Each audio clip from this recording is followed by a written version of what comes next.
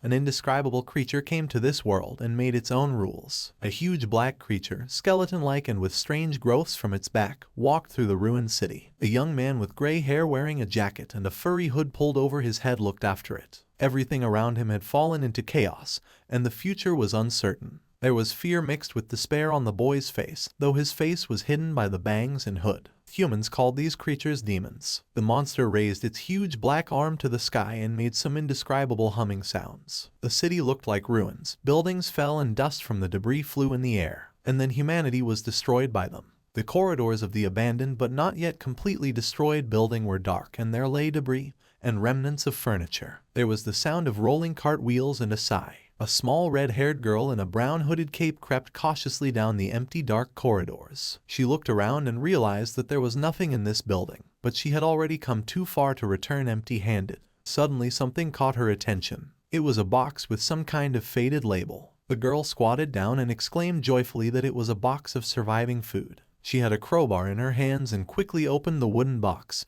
happy to finally be able to eat properly. No sooner had she examined the contents than some noise caught her attention. She turned around, clutching the crowbar tightly in her hand. Could it be a demon? The girl looked ahead excitedly. She walked cautiously down the corridor towards the noise, hiding behind a column. And then she came to the source of the noise, a guy in a fur jacket, lying face down on the floor. The girl looked at him fearfully, the crowbar still in her hand. She could only sigh, standing in a stupor. The man, she couldn't believe her eyes. A boy with a katana and a rather tattered dirty jacket stood in the middle of dust, darkness, and corpses. The boy wiped his face of blood with his sleeve and someone asked him what he was doing here. A tall girl in a visor cap and fur jacket stood in front of the boy with the katana and he said admiringly that he wanted to be her apprentice. The boy invited her to come with him. They walked through the ruined streets together, holding hands. The tired and dirty boy squeezed his teacher's hand, but she did not turn around on him. The boy smiled faintly. Suddenly, the girl let go of the boy's hand and the boy sighed in surprise. "Teacher." The girl walked away from him and the boy shouted after her. When she had gotten far enough away, he asked her one last time to stop and said that she had promised him to go together. The girl made a sound for the first time. "Oh, that's how it is," she said. She turned to the boy, half her face disfigured as if by some black entity whose sharp teeth and glowing eye could be seen in that darkness. "But then why did you leave me?" Suddenly the boy's eyes flew open and he screamed. He was lying on the old couch in his fur jacket, breathing fearfully. A drop of sweat rolled down his face. He let out a curse and stared up at the white, even almost whole ceiling. He heard a voice. "Wake up." A red-headed little girl in a cape stood in front of him and said she was glad he was alive. The young man sat down on the couch and tiredly hinted for her to introduce herself. The girl smiled through all her teeth and said her name was Nellie and she had saved him. Before the boy could even ask where he was, Nellie replied that he was now at the shelter where she lived and it was safe, no need to worry. She went on quite animatedly about how she was looking for food and found him, then brought him to the shelter with her orange on a cart. The guy asked if she was alone here, if there were other people. More people? Nellie hesitated. She replied that she lived with her mom, but the guy didn't let her finish. He was surprised. A mom and daughter in a place like this. Then he sighed and stood up, saying he should probably get going. Nellie immediately objected that he was still too weak to leave. The guy paused for a moment and said that before recklessly helping others and bringing them to his hideout, it was better to take care of your own safety. Nellie looked at him and listened intently. "Otherwise you'll die," the boy continued. The girl immediately gave an angry childish growl. They were silent for a moment. The boy sighed and remembered her words about looking for food and then bringing it to him on a cart. He thought about something being wrong here and turned to her. Digging through his jacket, he pulled out something in a paper bag and then pulled a string on the side. The bag went up in smoke and he placed a cardboard plate in front of the girl on a low table. The contents were something like rice with vegetables and fried meat and gravy. The boy said it was a reward for saving him. Nellie surprisingly took some rice in her spoon. She started chewing the rice and immediately mumbled delightedly. She liked it very much. It was delicious and hot. She said it was the first time she had tasted it. And the boy nodded, satisfied that she liked the treat. However, she continued to awkwardly pick at her food with her spoon and the young man noticed this and asked why she wasn't eating. The girl looked up from her plate and asked if she could share her food with her mom. Nellie and her new acquaintance were walking down the corridors of the shelter, and she said that they had found this place and made it their home and had been living here ever since. The girl carefully carried a plate of food in her hands, and the boy walked beside her, hiding his hands in the pockets of his jacket. She said that her mom was very sick and couldn't move properly, so she didn't leave the room very often. Nellie with her small hand knocked on the iron door and alerted her mom that she had come in. "Yes, come in," answered a voice inside, and the boy was slightly wary, though his face expressed nothing. Nellie told her mom that she had brought her something tasty and went over to her, and the guy awkwardly shrugged awkwardly behind her and apologized for the intrusion. But immediately he froze fearfully. On the bed sat a thin young woman with white hair, but black horns grew out of her head and eyes, and gray spots ran down her body. The woman appeared friendly and said hello to the young man, telling him he could feel free to call her Riene. She asked her daughter who she had brought, and Nellie replied that she had found him outside unconscious. The girl wanted to continue, but her mother rebuked her for warning her about the dangers outside and telling her not to go out. Nellie apologized fearfully. She came closer and her mother put her hand on her head, saying what a naughty girl she was since she had broken the promise she had made. But then Rihanna smiled and said that she was still glad that Nellie had saved the man. She continued and said that saving people in trouble is a good thing. Then she asked her daughter what she had been doing all day, and Nellie immediately remembered that she had forgotten to water the mushrooms. The girl immediately rushed out of the room, shouting that she would be back soon. The boy only remained awkwardly silent. He came closer to Rihanna and asked if she was a victim of demons, hinting at the huge horns growing out of her face. The woman asked if he was surprised, but the guy only replied that he was used to such things. Rihanna said that she was already worried, because now many people are afraid of people like her. At that moment, Nellie was running down the corridors of the asylum, and the hood came off her head, revealing a view of her little horns growing out of her head. The woman continued on and said she wasn't going to ask him anything, and since he was here he could stay until he was fully recovered. The guy asked skeptically if she was sure, since she didn't even know what he was doing, but Rihanna said she trusted him. She turned her head to him, but because of the horns in her eye sockets, of course she couldn't see him. She said he must realize that she didn't have long to live. The young man's gaze was blank and he nodded in affirmation, but said he would not stay here for nothing. Asked if she and her daughter needed any help. Yes, Rihanna said. Again, the same dark ruined corridors with wrecked furniture. Nellie ran with a crowbar in her hands and urged the boy to follow her. He followed her, but rebuked her that her mother had forbidden her to go outside the house because she might run into a demon. She only replied that he should just not tell Rihanna anything then. The boy remembered that Nellie grew mushrooms and risked her life to find food in such a ruined place. The girl replied that she just wanted to feed her mom something tasty, because sick people need to eat well to recover. Suddenly the girl asked the boy who he was and how he was in such a place. He was surprised, but did not show it. His gaze was haggardly blank and he was silent for a while. He said he'd run away from the demons. The girl asked. He said he was supposed to protect someone, but he couldn't do anything. Said he then got scared and ran away like a coward. Nellie looked at him with her huge yellow eyes and was silent. Then she put her little hand on his cheek and said it was all right. She had to stand on tiptoe to reach his face, but she went on and said that she and her mom had been kicked out of the place they used to live too. It was very hard at first, but then they got used to it. She let go of his listless face and said that was why she was sure he would be okay. The boy froze in place and thanked her, and the girl ran forward laughing. "No need to thank," she said. Suddenly a huge black maw came out of the floor from somewhere. It was a huge demon that looked like a dinosaur. The boy tensed up. The girl only had time to turn around to see the maw approaching her. The boy grabbed her in his arms and threw himself forward, avoiding the demon's jaws. He fell on his back with the girl on top of him. Nellie looked at the young boy in shock and he assured her that everything was fine. They both sat down on the floor and the girl recognized the demon and the creature. They were looking at a huge monster that stood on 4 legs and had the semblance of a long tail. The monster, because of its gray color, looked like it was carved out of stone. The guy's face was blank and as if incapable of emotion, but he called out to the girl and said that while he distracted the demon, she should run to safety. Nellie tried to object, but he only prodded her, saying he could handle it himself. He didn't notice the movement of the monster's tail behind him. The tail slammed the guy into the wall with one swipe. Nellie froze in horror. She looked at the huge demon, which was now far away from her, but could smear her companion on the wall. A heavy breath was heard, until the blade of the katana showed. The guy sliced the tail in half and turned to the monster with words that seemed to surprise him. Nellie hesitantly called out to the young man, but her words were drowned out by the deafening roar of the demon. Its maw was like a bottomless pit. The boy pushed himself off the ground, jumped up and in flight struck the demon's head with his katana. There was now a huge cut on one part of the maw.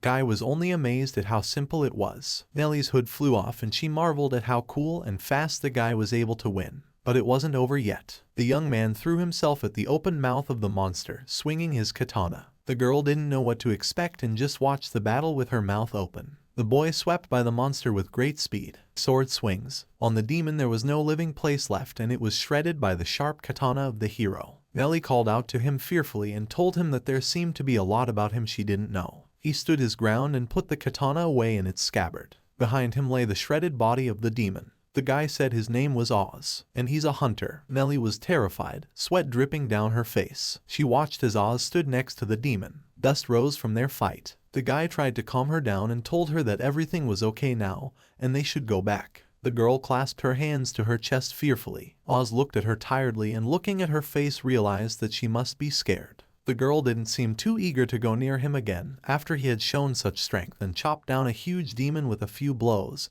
barely out of breath. Oz understood her reaction. He had killed the monster in front of her. She better run away. Suddenly Nellie jumped on top of the guy, almost knocking him off his feet and laughingly shouted that it was very cool. Oz was surprised. Cool? The girl let go of him and continued showering him with admiration. She talked about how amazing he was, how quickly he took down a huge monster. She asked if all hunters were as strong as he was with only one sword. Oz remained silent. Then he exhaled and smiled. Nellie put her hood back on and they walked together through the abandoned places again. The girl asked if she could address him less respectfully as a friend. As a friend, Oz interjected. She nodded and said she wanted to be as strong as him and protect her mom. Oz sighed and wished her luck in her endeavors. As they approached the entrance to the shelter where Nellie lived, they saw her mother sitting in a wheelchair in the doorway. The girl was a little surprised to see her. Oz rolled Riene's wheelchair forward down the hallway and she said she was very happy now, for her daughter's life had become very happy since Oz's arrival. She is now at an age where she is interested in everything. Riena said she was worried about her very much. Oz chuckled. You wouldn't know it from the looks of it. The woman replied that it's only because she doesn't want her daughter to worry about her later, because she's the one who has to protect her. But her body is no longer capable of that. Suddenly Riena coughed and Oz motioned for her to go back to the room. She didn't answer and started coughing so hard that her mouth was bleeding. The guy only had time to call out to her. Nellie stood leaning against the wall near the closed door. Her face was concerned. Oz came to the door and she asked if Mom was okay. He said she was better now. The boy asked if she always felt like this and the girl shook her head negatively. Nellie was upset and asked if the power of the monsters was to blame. That's what her mom told her. Oz confirmed her words because under the influence of demonic magic the body gradually changes. If it was light, it gradually goes away. But Oz didn't finish, but it was clear what he was getting at. Nellie looked down dejectedly and said it was all because of her. Oz looked at her, but his face as usual expressed nothing except maybe a slight sadness. The girl shared her story. She said that they were kicked out of the village when she caught the disease and people were afraid to go near her. Riena was weak, walking leaning on a crutch, but always holding her daughter's hand. They walked around the city to find shelter, and until they found it, Riena continued to protect Nellie. The girl trembled as she told it all, but said that she and her mom ran, hid, and sometimes fought demons. All that pressure made mommy feel sick all of a sudden, Nellie said. Oz was silent for a moment, but then decided to give hope to sad Nellie and said that when Riene's condition improved they should find something tasty to eat, and go outside. The three of them. The girl cheered. Out, really? She asked. Oz nodded and said they would find an even safer place. He put his hand on her head and told her not to worry. Everything would be fine. The girl smiled uncertainly. The sky was gray and the same gray buildings didn't stand out against it. Nellie and Oz were walking down a ruined city street. The girl held a box of supplies and the boy a katana. Next to him lay a demon already dead and chopped up. Oz stood at the top of the stairs and twisted a valve on a pipe, while the girl carried some piece of another thin pipe below. Afterward, Nellie showed him her mushroom tree. She sat in front of an army of little grown mushrooms and smiled. The girl tried to cook, but the contents of the skillet burst into flames. Oz hurried over to her to keep the fire going. Oz was sitting at the table next to Riene's bed and wanted to spoon feed her, and Nellie was standing next to her with her hands behind her back. All her fingers were in band-aids. The girl was sniffling on the couch, exhausted from the day, and Oz sat on the table next to her and leaned on his sword, trying to doze off and ignore Nellie's creepy snoring. Riena was able to get up from her wheelchair. Oz gently held her hand and she was slightly unsure of trying to walk again. Nellie watched her attempts carefully. She looked surprised and pleased with her huge eyes. They all three of them got outside and walked around. But Rena sat in the stroller and her daughter rolled her forward. Then they switched and already Oz was rolling the stroller. They passed a strange-looking thing that the girl pointed her finger at. A train car stuck in the air between two houses. They reached a collapsed building and sat on the edge of one collapsed floor. Rena and Nellie were eating from cardboard plates, and Oz sat next to them and stared off into the distance. The girl soon finished eating too and was looking at the ruined buildings in the distance. Nellie pointed her finger at something and described it brightly, smiling. Rena smiled too, even though she couldn't see anything. And it was as if Oz never had enough energy for extra emotion. Suddenly it was snowing. Rena said it was so much fun to walk around when you didn't have to worry about demons. Oz had already put his hood over his head and said he had already dealt with all the demons in the neighborhood. Rena raised her head as if she wanted to see the snow, but all she could do was mumble and feel it on her skin. She turned to her daughter and said she wanted to be alone with Oz for a moment. Nellie did not really understand her, for he was already there for her. The girl ran ahead a little and her mother told her that they had something to talk about, so she should wait for them. The girl agreed and talked about how boring the adults were, but asked them to stay warm and go inside the shelter right away. Rena agreed and Nellie ran inside. But then she turned around and said that she had a lot of fun today and wanted to go out more often as soon as her mom was well. After that, Oz and Rena were left alone. The little girl stomped down the hallway of the asylum. She walked into one of the rooms and thought about whether Oz and her mother had really become that close. But in the end she smiled and decided not to disturb them, for when a man and a woman are alone it is best not to disturb them. Nellie suddenly noticed the boxes of rags in the corner and thought they were trash she had forgotten to put away.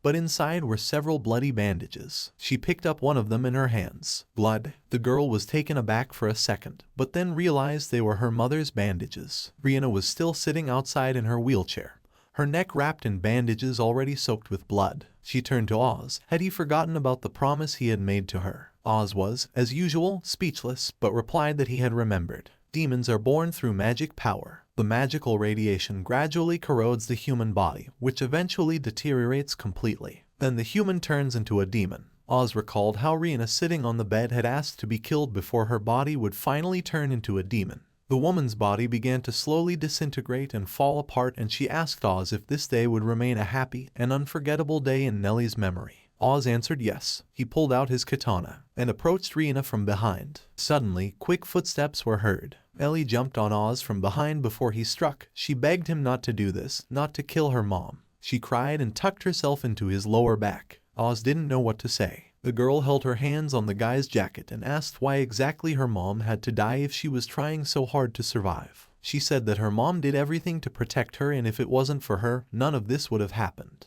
Rena turned around at the sound of her daughter's voice. She put her hand to the girl's forehead as she choked back tears and gave her a hard slap. "Don't be silly," Rena said. The girl covered her forehead with her hands in surprise. The woman said that Nellie did not know, but when demons appear the world turns into hell. She said that soon her body will disappear and a new demon will appear. She herself was very scared and hurt to realize it. She kept thinking about this moment. In Renee's memories, she held her daughter's hand and told her that she would always be there for her. They walked hand in hand and the woman told Nellie that she had always protected her in order for her to live happily under the open clear sky. Rena got up from her stroller with her last strength and cradled her daughter to her. She said that everything was thanks to her, for it was only because of her daughter that she had gained the strength and courage to live on. Her body crumbled more and more, but she was able to reassure her that she was only able to survive because of her beautiful daughter, and therefore Nellie had an obligation to survive. The girl sobbed, but listened to her every word. "Don't despair, this world will change soon. Do you understand me?" said Renee. Pieces of her body were already falling off and turning into ashes. Nellie was crying and silent. "Yes," she screamed at the last moment as her mother's body was torn apart and she began to turn into a demon. Oz and Nellie watched as black long limbs appeared from a ball of light. A guy with a katana in his hands blocked the girl with himself. His gaze expressed nothing but emptiness, as usual, and the girl couldn't stop crying. A seemingly demonic wreath or crown appeared in the air. Rena finished the transformation and turned into a humanoid-shaped demon, but without a head, with horns on her shoulders and back and a huge toothy mouth right on her stomach, and behind her back was some kind of black web-like wings. Nellie looked up incredulously. "Mom." Oz pushed her away and ordered her to stand back, for this was no longer Rene. It was the demon that had infected her. They were standing in front of a monstrous figure ready to attack. The girl suggested that it would never come back and Oz said yes. Suddenly a huge ball of light hit Oz. Nellie didn't even have time to realize anything before the boy was no longer standing next to her. The demon's hand shrouded in flames put a finger forward and it was pointed in the direction where Oz was standing. A large imprint from the impact was left on the ground and the girl couldn't move. The hand suddenly pointed at her. Nellie stood in a stupor and did not move. Oz attacked from above and instantly cut off the demon's hand that he had so invitingly displayed. The girl cried out fearfully. Oz landed. He stood in front of the monster with his severed arm and dust rose up all around him. The mark where the katana split the air seemed to be frozen in space. Oz sweated slightly and excitedly recognized it as a rather strong demon. Suddenly, light reappeared from the stump of the demon's arm and Oz didn't have time to react. The shockwave threw him into the nearest wall and it broke from such force. The guy was lying on a pile of rubble and breathing heavily. Nellie ran over to him and called his name. She asked if he was okay. Oz sat up and said he was fine. He had just been inattentive. That didn't calm the girl down and she asked again since he was hurt badly and that wasn't the case last time. Oz's head was wounded and he was silent for a second, but then he said that this demon was stronger than the last one because the source of her power was made from the human soul. The stronger the thoughts, will and emotions of the human soul, the stronger and more dangerous the demon. Nellie remembered her mother's face before the moment she turned into a demon. "My mom became a demon," she said. Oz remained silent in response. The girl said that our feelings, they hurt us. "Really?" Oz said and stood up. He was beaten but convinced the girl not to worry. He would do his thing. Nellie looked at Oz and saw that not only his head was hurt, but also his side. He had already gone forward, further into the fight, but the girl tried to reason with him and told him that he was wounded and would he be able to fight with a body like that. She seemed a little distraught and was yelling that he was hurt and could die, that they just needed to run away. Oz turned around and said that Rihanna had told him to kill this demon and it was his job to fulfill her last request even if she died. The girl hesitantly nodded, but he didn't stop and said she too must kill the demon that infected Rihanna. Could she just run away like that? His words had an effect on the girl and she nodded again, even though she was afraid. "No, I don't want to," she said. "But the demon is very strong." As she spoke fearfully, the demon extended his other arm and it glowed with a red light. It was aimed at both of them. Oz noticed it. "Yes," he confirmed Nellie's words. When the demon released the pillar of energy again,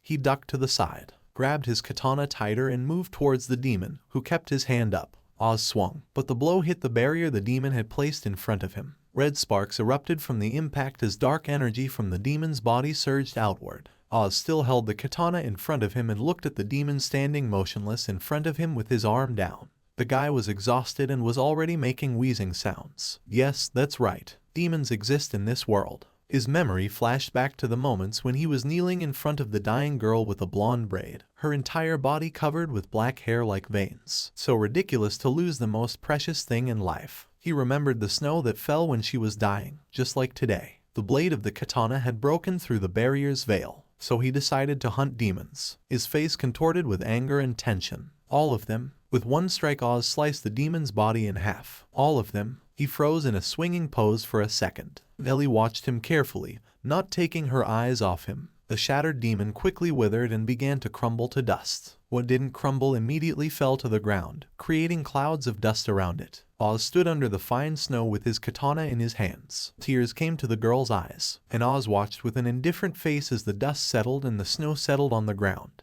Then he turned and walked toward Nellie. She clutched her hands to her chest. He told her it was over now. She shuddered with crying and all that she hadn't had time to cry came out. Oz only slid the katana back into its scabbard. The girl was crying uncontrollably. She screamed into the air without wiping away her tears and the snow slowly fell to the ground. The gray sky never changed over the gray and ruined city. Nellie looked as if she was looking at nothing, but a voice behind her asked if she was okay. She turned around and there was Oz standing behind her with his hood pulled up. He asked if she had buried her well. They both stood in front of a makeshift grave made of trash and building rubble. The girl said her mom had turned to ashes and only a few hairs were buried. Oz looked up into the sky and asked what they would do now. The girl replied that she didn't know what to do now. The boy offered her to go with him and she was surprised. "Together?" she asked uncertainly. Oz said he was sure she wasn't going to stay in the shelter alone anyway. The girl looked uncertainly somewhere past Oz, but he said she made a promise to her mother that she would survive in this world. Rihanna has a daughter and that was the only meaning of her life. The girl looked up and Oz assured her that she too had not come into this world for nothing. He held out his hand to her and told her he would protect her until they found a new safe haven. "Come with me, Nellie," he said to her uncertain eyes. She held out her hand to him in return. They held hands and she said she agreed. It wasn't snowing anymore. The grave of rubble and debris still stood there, even after they left. This world has been taken over by creatures that devour human souls. They were called demons. However, the corpse of a shredded demon lay in the snow, and Oz walked with a katana in his hands away from it. Nellie was standing next to it. He walked past the girl and beckoned her to move on. There are some people who are able to survive even in a world like this. They both stood in the middle of a vast wasteland covered in a thin layer of snow. The girl turned to him and asked where they would go after all. Oz answered that there was a village to which he owed a lot of money. That's where they would stop. "A village?" she asked and turned forward. "But there's nothing there." Indeed, for miles ahead there was nothing to be seen but wasteland.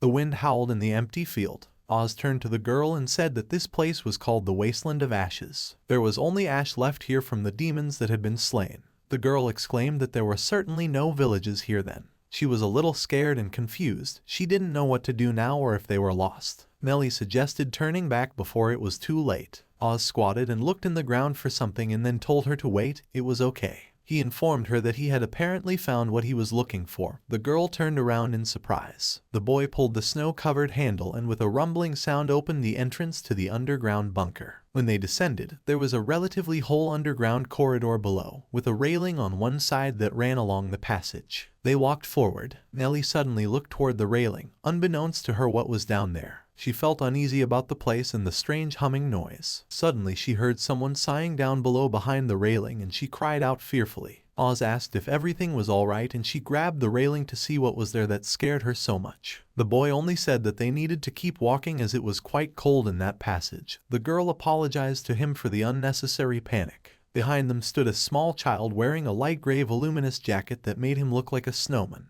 After a moment, they spotted him. Nellie turned back around with a shriek. The kid turned around too, but his face as usual expressed nothing more than nothing. The girl, however, panicked and hid behind his back, asking him what it was. "I knew there were monsters here," she said. She had already said she was scared and they needed to leave, but Oz told her to calm down. The child sighed uncertainly. It appeared to be a small girl, about Nellie's age, with blonde hair, bangs, and small pigtails near her face. The collar of her large jacket covered almost half her face. She recognized Oz and said he was back. The boy said yes, that was him. The girl's eyes were red, but her face was kind. She stood near the railing and they both told how they ended up here. She nodded. Nellie looked down and realized that this was an underground village. The girl said they lived here to keep the demons away. From the top there was a view of an amazing structure. The houses were right in the wall, gray, made of stone, but there were semblances of streets, stairs, and ledges. You could see little outlines of the inhabitants. As all three walked through the town, many people recognized Oz. The girl calmly said that it was a hunter, and someone rejoiced and said that finally they were all safe. They followed the girl with pigtails. People created a buzz discussing the return of the hunter, Oz. Nellie was surprised that he was so popular in this village,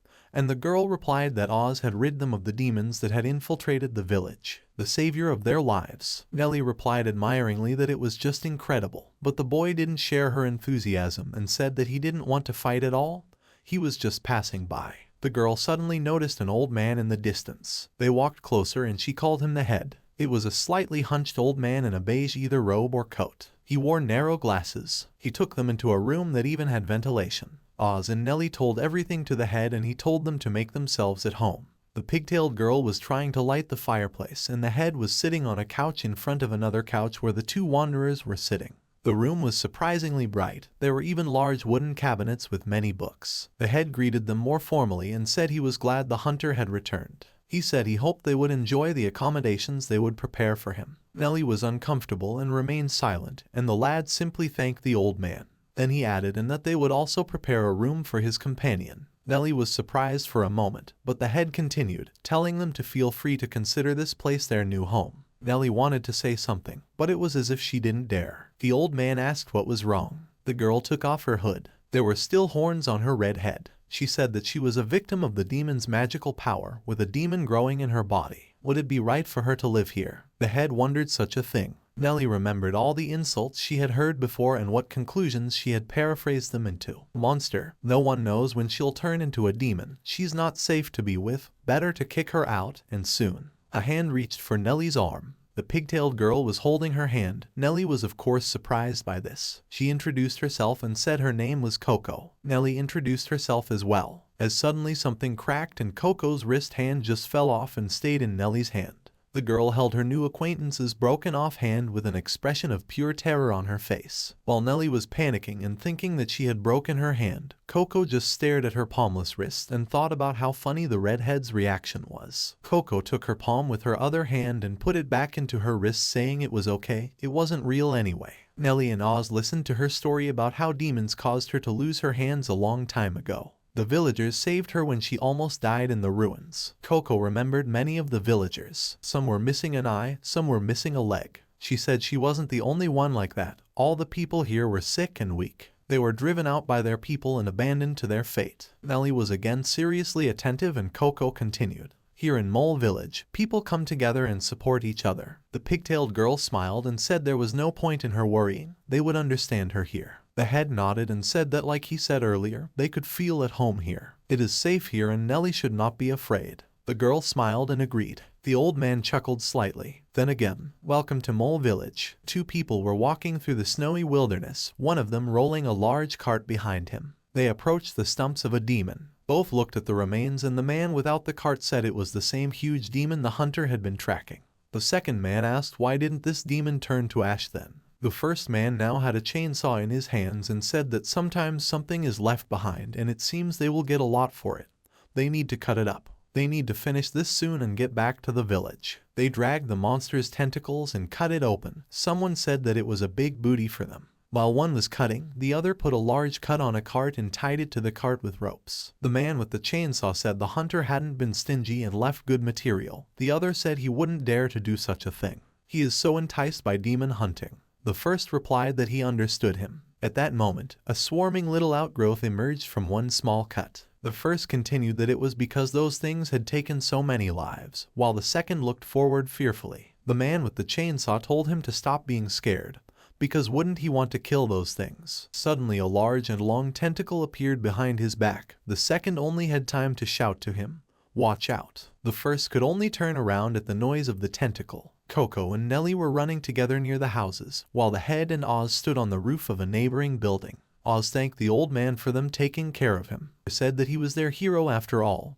What's wrong with that? A hero, the boy repeated dejectedly. Oz said that as the head he should realize that someone like him doesn't deserve such honors. He looked at the silhouettes of the girls below and said that he was only an ordinary demon hunter and he wasn't saving anyone. Fatigue was reflected on Oz's face. Even though he had killed countless creatures, he still couldn't save many people. And their faces before they died, he can't forget them. There was some sympathy on the head's face. "If you still want revenge," he said. But suddenly the head was interrupted by a frightened voice. "Hunter, trouble." Oz immediately turned around and saw a disheveled man with a damaged arm, who couldn't catch his breath or explain what had happened. "There's a demon," he managed to shout, and suddenly the top of the city was torn through by the creature with its huge tentacles. Oz and the head looked at it silently. Someone shouted that the demon had gotten into the village. A huge creature with tentacles instead of legs and a head but a human torso fell from above. Coco led Nellie down the street and said she would show her where she would live and give her clothes she would like. Nellie held Coco's hand and could barely keep up with her. She told her to run slower. Again Coco's hand cracked and fell away and remained in the palm of the redhead's hand. The girl awkwardly apologized and said she was just too excited. After all, this town was all adults and she had no peer friends. The girl's cheeks became close to the red color of her eyes from embarrassment. Nellie looked at her in surprise, but Coco said that was probably why she was so excited. Coco put her hand back in place and pressed both to her chest, saying how happy she was to have a friend. Behind her back at that moment, a demon descended on the village from above from a hole that had been punched. The monster immediately fell to the very bottom of the cave where the village was located. Oz and the head stood in shock. The boy leaned on the railing and looked down. "The demon?" he asked, puzzled how he had even survived if he had killed him. The wounded guy who came back earlier said that they were collecting demonic materials. There were remains of the demon. Oz became wary and thought to himself, did this really happen because the demon had consumed someone's soul? The boy immediately jumped up on the railing and pushed off. He flew down towards the demon and thought badly. He needs to destroy the demon and check the body. Oz swiftly descended and prayed that no one would get hurt. Nellie, someone shouted. Nellie was lying on the ground. She had been hit by the shockwave from the demon's fall. She opened her eyes and had time to think just what was even going on.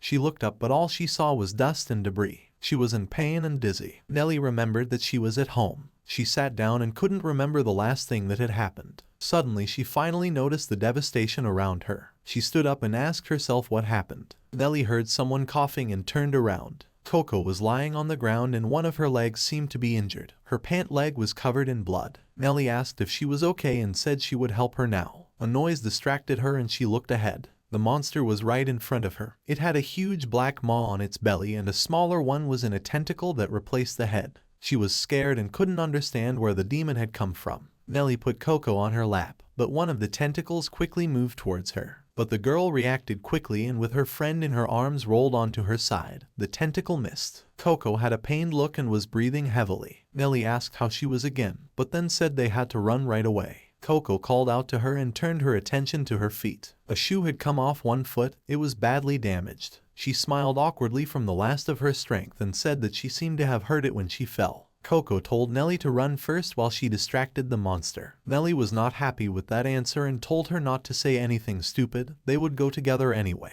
The redhead took Coco into her lap again and told her not to give up, for they would definitely survive. The tentacle rumbled from behind them again and was ready to attack. It was already close to crushing them both. Coco's face was determined, though tired. She rested her hands on Nellie's chest and pushed her away from herself just as the tentacle struck. They both fell on opposite sides. Nellie had to cover her face with her hands from the dust and she called out to Coco. Her arm was ripped off again and she was about to fall to the ground. "I'm sorry, Nellie," she said. A memory from the past flashed before her eyes, where she lay under the rubble with panic on her face, covered in blood and dirt. She had always been slow and weak, always slowed others down, just like the day she lost her hands to a demon. She lay under a slab of stone that collapsed on top of her and watched as the demon clawed small pieces of flesh out of some creature. She had caused a lot of people to get hurt back then. Coco panicked under the rubble and began to cry. Nellie looked at her friend in horror. Coco was lying on the ground. The tentacle was ready to crush her with one blow. The girl watched Nellie run to her. "I'm sorry. Please survive," Coco thought. But Nellie stepped between the tentacle and the girl,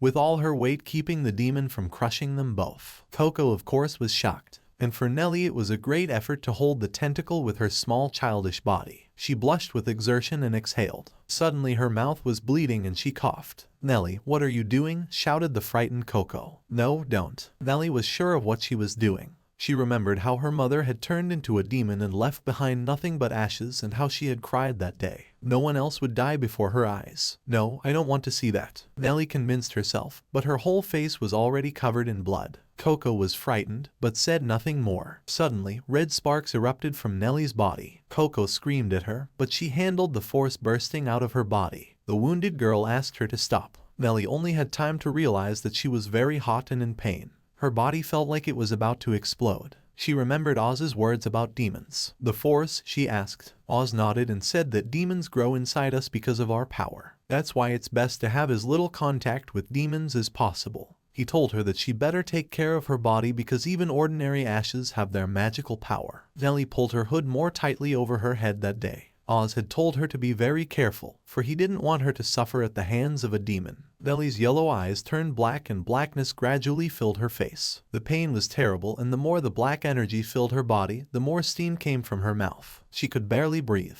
Coco could only watch this transformation. "Nellie," she barely uttered. Nellie's mouth was steaming, her teeth became fangs, and her body became black as pitch. She breathed heavily and crumbled into ashes. Her eyes became white pools with white tears, and she was shaking from the energy that was surging through her. Moans or wheezes erupted from her and her hands became the clawed paws of a demon. Coco watched as the dark energy gathered in Nellie and turned her into a demon. She called her friend by name in panic, but she only let out a few wheezes, her white eyes dripping with the same white tears. The demon appeared behind her back with a roar. It tried to attack her with its tentacles, to crush her. The monster froze for a second, its maw on the tentacle replacing its head, which was completely black before, opened like 5 small glowing eyes. Nellie clawed at the tentacle of the monster attacking her. Her face was still as black as her body, and it was hard to tell what emotion she was expressing. Whether it was pain or anger, or maybe her face was just frozen in a grimace. With her black claws she clawed at the monster's skin, and with a strong twitch, she simply ripped off a piece of the tentacle. Coco's face expressed concern rather than fear. Nellie let out something that sounded like a scream.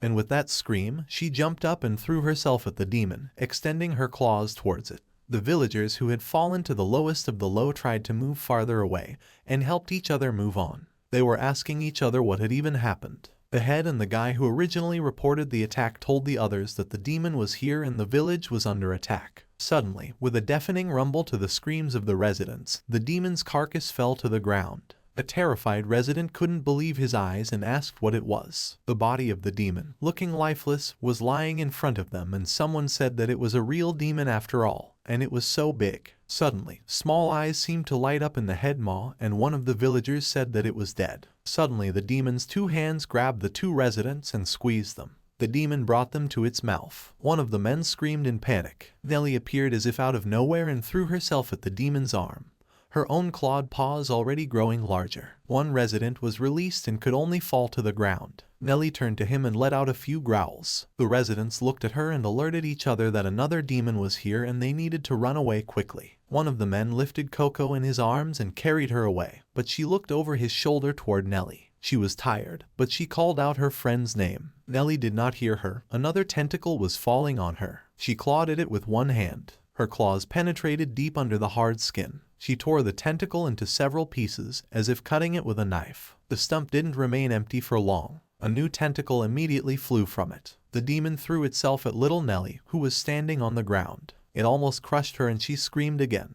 The girl flung the demon away from her with tremendous inhuman strength. The tentacles were slashed. The demon had been significantly damaged. Nellie wasted no time in rushing forward. The villagers were perplexed as they watched the battle between demon and demon. Demons fight each other, one of them said. Nellie slashed the tentacles with her claws. She concentrated and her face suddenly changed slightly, becoming more embittered. She growled and ran forward. Coco managed to stand up and holding onto the arm of one of the men watched the battle. She was worried about Nellie. The demon's hand grabbed the red-headed girl, and with one blow, sealed her into the ground with his fist. The stone cracked from that blow. The shockwave and dust flew to the people and they covered their faces with their hands. The demon didn't let go of the girl and she lay pinned by his hand. But it didn't hurt her much. Red sparks flew from her body again. She roared and threw herself at the demon, trying to get out of his clutches. The demon was illuminated by a white light. Nellie was able to gather energy for a huge white ball that literally incinerated the part of the demon it hit. The girl herself flew off to the ground. The monster froze, stripped of almost its entire body now. Nellie was still pulling her clawed paw towards it. People looked in shock at the remains of the demon's body with a huge hole in its body. Nellie stood on the ground and turned towards the inhabitants. Only the wind made a sound as she stood looking at the people, if she could see them at all, in front of the monster's remains. Coco stared back at her, leaning on the man and tucking her wounded leg under her. The demon's body crumbled into ashes and flew to the wind, as it was supposed to. The villagers fearfully questioned each other to see if everyone had definitely seen it. However, Nellie was still practically a demon and her face was terrifying. Coco looked at her worriedly while people shouted that they had to leave soon or the demon would infect them all. Nellie was breathing hard walking towards Coco and she didn't even move. She let out a desperate howl. Suddenly Oz came at the girl from above. He could barely recognize the girl, only by her hair. He called her name and she turned around to look at him. The boy was about to draw his sword from its sheath and thought it was too late for her. He was too late. He swung the sword at the girl. Sorry. The girl suddenly of all sounds made something that sounded like his name and Oz was taken aback. The blackness suddenly fell from the girl's body like an obsession. Her face turned white again and she began to fall. Oz had to swing his sword away to catch her and she fell right on top of him. He held Nellie with both hands. He looked at her both relieved and tired at the same time, but also wary. The girl closed her eyes and lay on top of him as if she had fallen asleep. Oz asked either her or himself, what was she after all? Angry voices shouted, "Get out of here, you monsters. What help is there? We could die because of you." Nellie walked with her mother by the hand away from the voices, but the girl turned around as they walked away. People stood and watched them leave the gated and fenced-off living area. They were all being avoided. Those faces and the emotions on them. People were afraid of falling prey to the magical power of the demons. Her mother tugged on her hand. "Let's go," Rena said. The girl looked sadly under her feet. When they left, the people only waited for them to go beyond the horizon. They were nowhere to be found. Nellie opened her tired eyes. Oz was standing over her. "Are you awake?" he asked. The girl was lying on a bed, like a hospital bed, and Oz was sitting on a chair nearby. Suddenly Nellie twitched. She sat up and immediately asked what was wrong with Coco and if she was okay, what was up with the demon. She assumed that Oz had killed him and the guy was surprised by that, but his face showed nothing as it always did. He remembered the girl's possessed white eyes and her black skin while she was under the influence of the demon's magic, so she didn't remember anything. He replied that Coco was fine, and although the village was destroyed and many were injured, no one died. Oz directly asked her what happened before he came.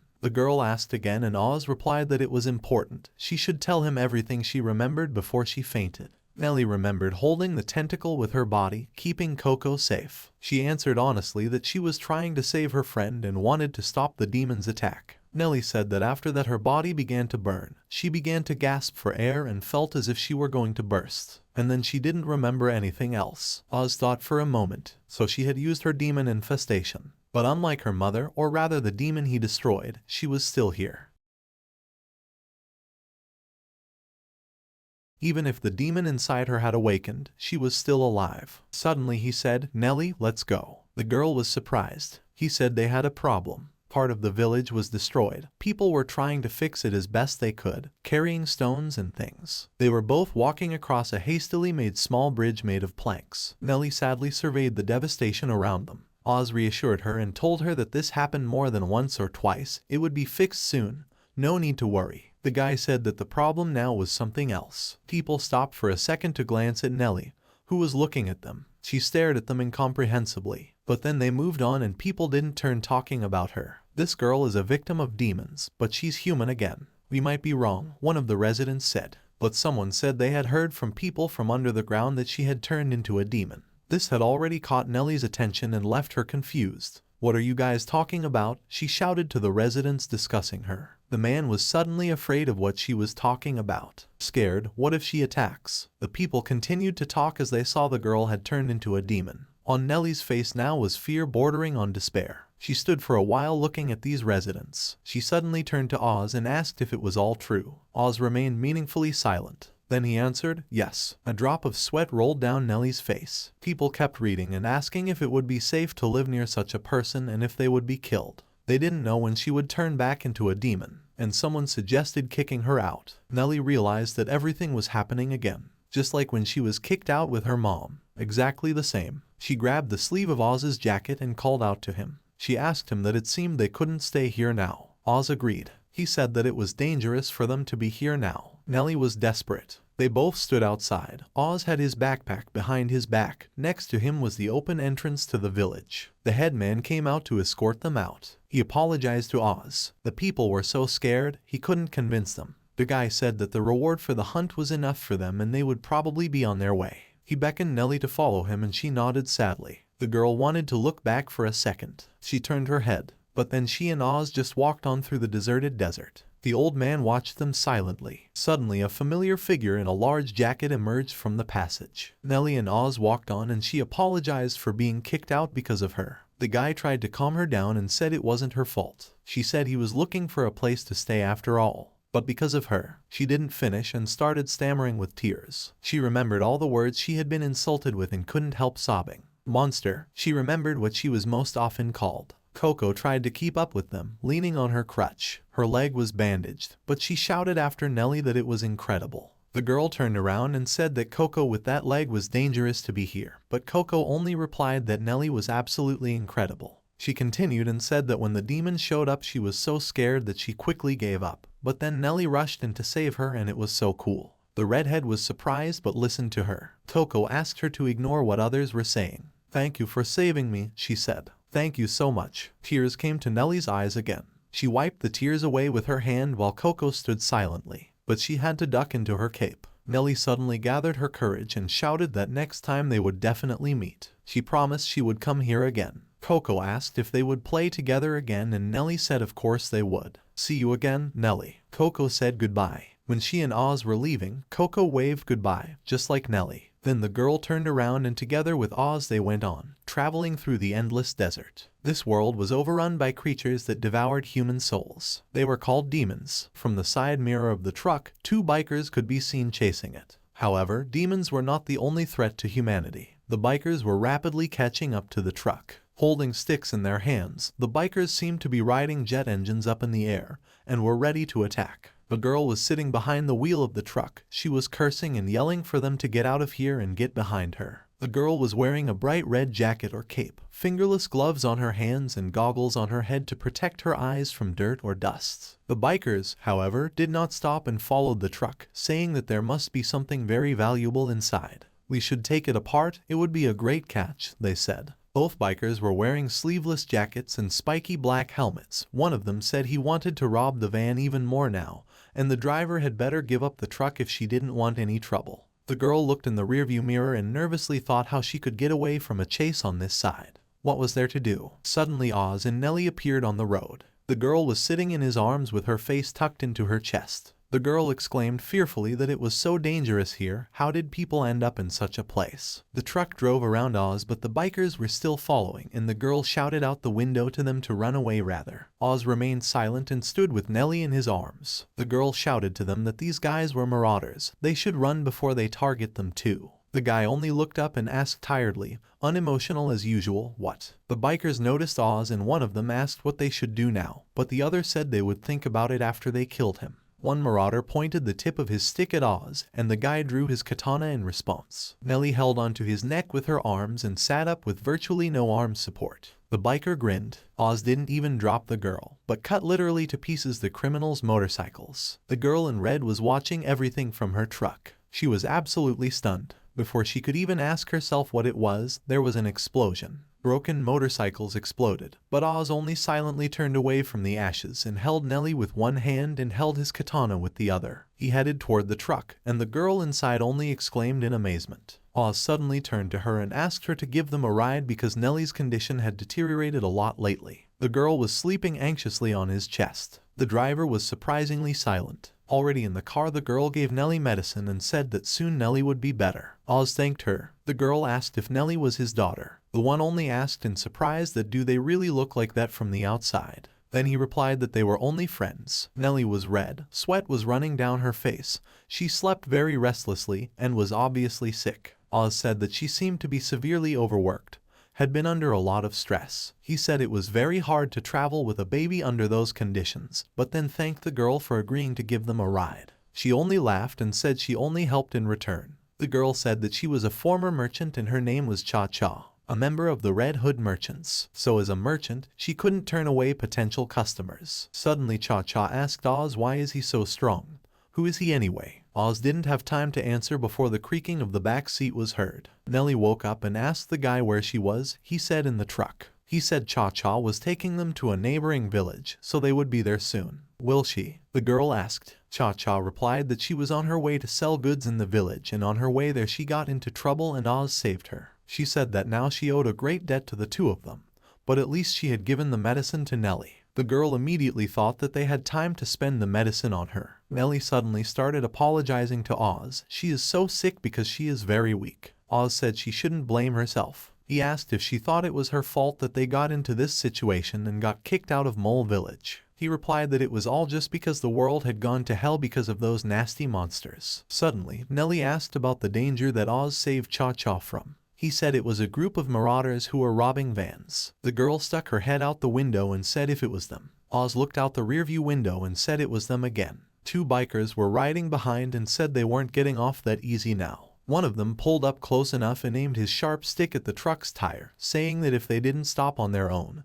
he would make them and puncture the tire. Oz was suddenly on top of the truck and kicked something in the biker's direction. The guy flew backwards with a scream and his bike exploded. The guy only remained silent as usual. Cha-Cha said there were two more up ahead and he should be more careful. Oz pulled out his katana and jumped off the truck, which was at full throttle, towards the two bikers. He knocked one out of his seat and got behind the wheel himself, with the former driver dragging behind him on the pavement. Cha-Cha said there was another one on the side. Oz barely had time to cope as more marauders arrived, and the girl only had time to tell him which side to expect a hit from. The guy sat exhaustedly on the seat, clutching the katana scabbard with his hand. Cha-Cha said that although she had promised to deliver them, now it seemed brazen to use them. Oz, at least. However, the girl marveled at how strong he was and the guy awkwardly asked her to shut up. Suddenly Nellie grimaced and said that they were still being chased for one reason only. The truck is too conspicuous. It's red and has the initials of the trade guild where Cha-Cha was a member. Oz suddenly became indignant that couldn't such an organization make the advertisement less conspicuous. The girl only said there was nothing she could do about it. The guy was outraged again, but she said that the people who needed water and food the most, living in the desert, would easily notice such a brightly colored van. After all, if they don't realize which vehicle is coming toward them, they'll never guess the supplies it's carrying.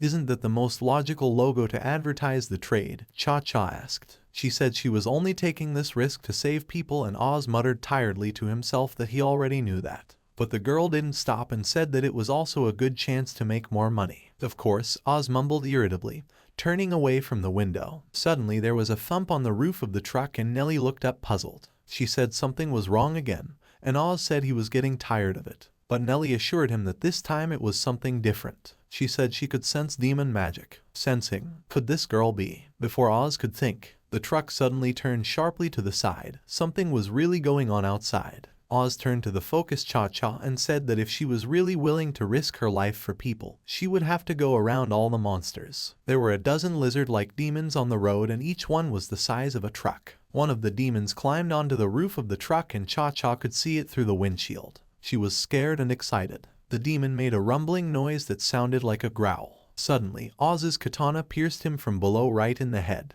The guy flew out the open door and dragged the demon behind him, taking him off the car. It had to cut through the roof of the truck to do it and Cha-Cha looked at the damage with horror. "My car," she screamed. But Oz said that now was a very bad time to be thinking about the car. He shouted to Nellie that there was going to be a battle now, and she must not get out of the car under any circumstances. The demons were already running on their clawed paws towards the hunter, ready to tear him apart. The girl shouted to him that it was dangerous out there, but Nellie assured her that it was fine. She was more enthusiastic than usual and said that Oz could handle them all. He's a hunter after all. The guy was already fighting, swinging his katana at full speed. One of the demons tried to attack the truck again. Nellie and Cha-Cha screamed as they saw the monster's snarling maw through the hole in the roof. The demon's magical powers began to affect Nellie again, but she could only wheeze fearfully. Suddenly, the distinctive click of a weapon reloading was heard. In Cha-Cha's hands was a real assault rifle. It landed many bullets on the monster and at the point of impact, its body corroded.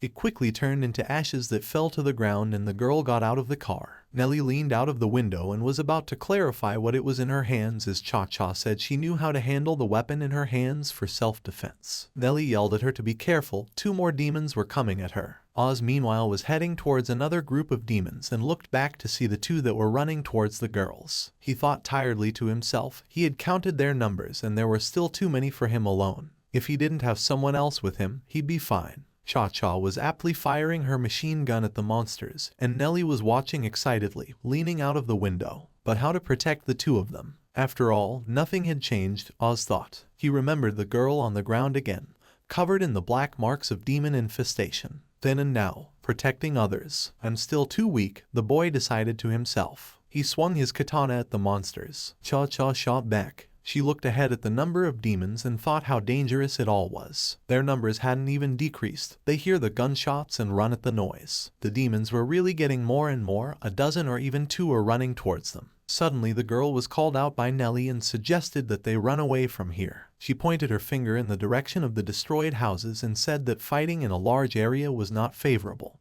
They should go inside some building. Cha-Cha had no intention of giving up and said she could handle it, and kept shooting back. Nellie was indignant and told her to think about the fact that at this rate they would soon be surrounded. The girl turned around and said that she couldn't leave her truck behind as there was a huge amount of goods in there worth a large sum of money. Nellie thought for a moment. Then she asked that even when the monsters keep coming here, does she seriously still want to stay with her truck? "Is it worth more than your life?" the girl shouted, trying to reason with Cha-Cha. The girl didn't know what to answer and remained silent. Memories of arriving at one of the inhabited zones flashed through her mind. But they were only the corpses of the former inhabitants. She passed one of the unsightly piles of what appeared to be trash. But it was a small, tired and battered girl, covered in a black rag. Cha-Cha looked at her, but her face could express nothing. She held out an open flask of water to the girl. The girl threw herself at the water so greedily that she almost knocked Cha-Cha off her feet. She greedily gulped down the water. The girl was a bit taken aback by this reaction. As the girl drank, tears suddenly came from her eyes. Suddenly she replied to Nelly that of course the truck was more precious than her little life. After all, there are lives in this world far more important than hers. Nelly looked at her in surprise, unable to find the words. Cha-Cha only clutched the machine gun tighter and said that she would never leave the truck or run away.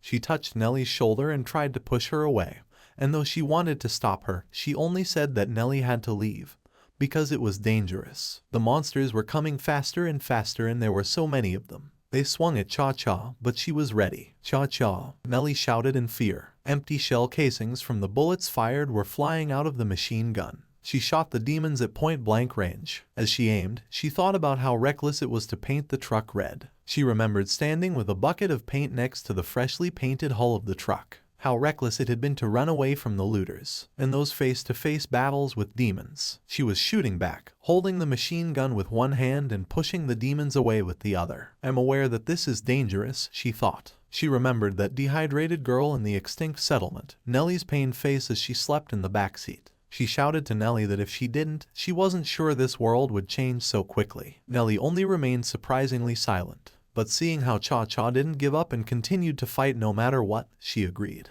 "You're absolutely right," the girl shouted. Cha-Cha wanted to fight on, but she ran out of ammunition. She pulled the trigger, but the machine gun only made a clicking sound. Despair showed on her face. The monster swung at her, but there were no more bullets. She saw the maw approaching. She screamed in indescribable fear. But Oz arrived in time and plunged his katana into the monster's head, jumping on top of it. Oz stood on the ground and wiped his sweaty face with his sleeve. "This is just crazy," he said. "She's not a hunter, but she fights demons with absolutely no fear." He thanked her, but Cha-Cha was still in shock. Thanked her for being protective of Nelly. Cha-Cha sat down tiredly on the ground, an empty assault rifle in her hands. Oz sat down as well, but then just fell face down into the ground from exhaustion. Cha-Cha asked if he was okay and he barely lifted his head to say he was fine. He was just a little overworked. All the demons lay dead, chopped up by a katana or shot. Water from a flask was pouring over Cha-Cha's wounded arm. She sat on the doorstep of one of the ruined houses, Nelly kneeling beside her with the flask in her hands, and asked what else she could do. She said she was fine and would feel better once she got some breath. Cha-Cha bandaged her arm and said she was more worried about Oz. "When will he wake up?" Nelly said he must be awfully tired and he also didn't get much rest during the trip,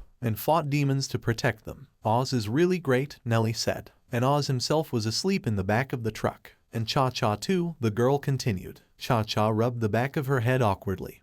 But Nelly said that wasn't she the one who had fought to protect the precious cargo. But then the girl grew sad and said that compared to the two of them, she was just a burden. She remembered how she and her mother had been driven out of the village.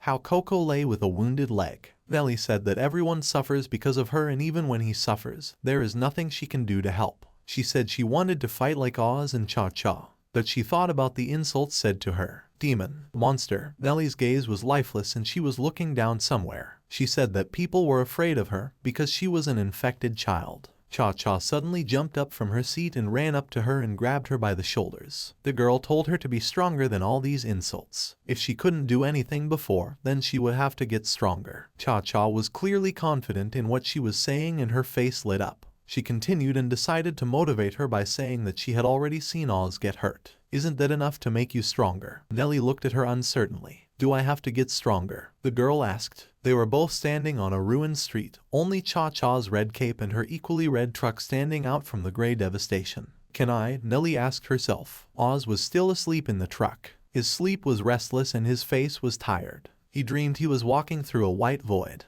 He looked back for a moment. His face was uncertain, but he remembered something. He walked forward and remembered that he had fought demons, after all. Gotta go back. Just as he took another step, two demonic tentacles emerged from the ground beneath his foot. Oz looked fearfully under his feet. There were tentacles wrapped around his foot. Should he go back? His body was grabbed by the demon and wanted to carry him underground. Where do you want to go back to?" A look of genuine terror appeared on his face. Oz watched as they grabbed his legs and tried to carry him away. "Nowhere to go," continued the voice luring him. He suddenly looked forward and recognized the monster in front of him. "You're already home. Your family is here," the voice said. "You're already dead." The girl who had haunted him in his memories, infected by a demon that had already half eaten away at her body, stood before him, surrounded by demonic tentacles. "Where do you want to go back to?" Her voice continued to lure Oz. Oz recognized her as his teacher. "You have no home. You have nothing. No family, no home." Oz's face was suddenly covered with tentacles, enveloping him. Nellie's voice snapped him out of his nightmare. She was calling out to him. Oz opened his eyes, sweat dripping down his face. He calmed down a little as he recognized her. Nellie asked if he was okay, for his eyes were opened strangely. Oz calmed her down and told her he was fine, although the bruises under his eyes were getting bigger and bigger. All he said was that he couldn't get a good night's sleep. Nellie immediately called Cha-Cha and alerted her that Oz was awake. Cha-Cha was driving and had panic on her face. She said that this was very good news, because a demon had appeared. In the path of the truck was a huge creature that looked like several conjoined bugs. Oz just whined.